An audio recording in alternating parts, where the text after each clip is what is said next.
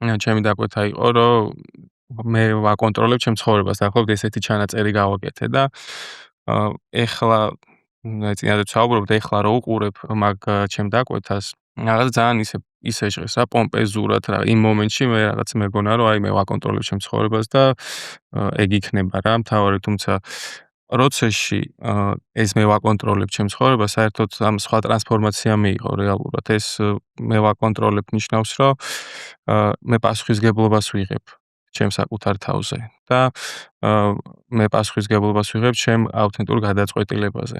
და ზუსტად აი ეს ტრანსფორმაცია იყო ძალიან ასე ვთქვათ, ჩემთვის მნიშვნელოვანი, რომელიც გავიაზრე, რომ მე არაფრის კონტროლი ზოგადად არ მჭირდება.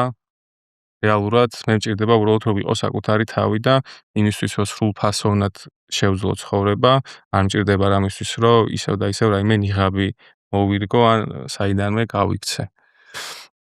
შესაბამისად ხო აი იმ დღევანდელი დღიდან რო უყურებ, უბრალოდ იმ პერიოდში მე არ ვიცოდი სხვანაირად. რეალურად არ მქონდა მე სხვა თუნდაც ცოდნა, სხვა ინსტრუმენტები, რომ სხვა ფრაზა დამეწერა. ის ჩემი ვარიანტიც იბრძოდა იმ მომენტში გადარჩენისთვის და პრინციპში აი ჩემი ზარიც და ჩემი მოსვლაც აქ იყო ეგ ერთ-ერთი აქტი გადარჩენისთვის.